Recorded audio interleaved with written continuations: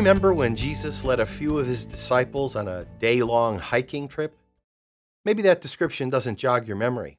But if I told you that Moses and Elijah showed up too, then you'd instantly realize that I'm talking about the Transfiguration. This is how Mark records it in his gospel.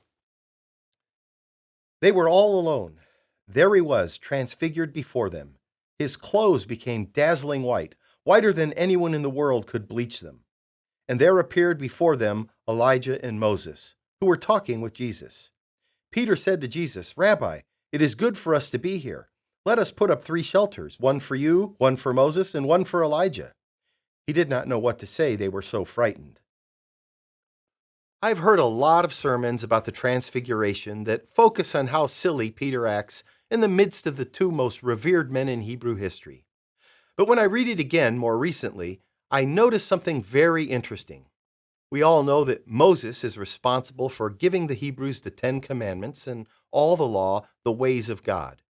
And many remember Elijah as the great prophet of God. What I find so interesting is how Mark records the staging of the event. Christ stands at the center between Moses and Elijah. In that moment, we're given a picture of who Christ is. Each of them points to Christ as the fulfillment of their own service.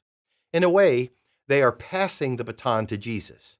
And it is Christ who joins and completes in his own person their ministries. But he also transcends them and is not to be confused with them as merely another human servant in the whole line of Israel's leaders.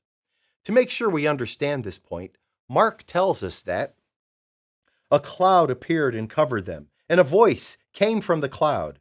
"This is my son whom I love. Listen to him." The Transfiguration isn't simply an event in the life of Christ. It's an invitation to a deeper understanding of his redeeming identity and our own partnership in his continually atoning grace. I'm Joseph Tkach, speaking of life.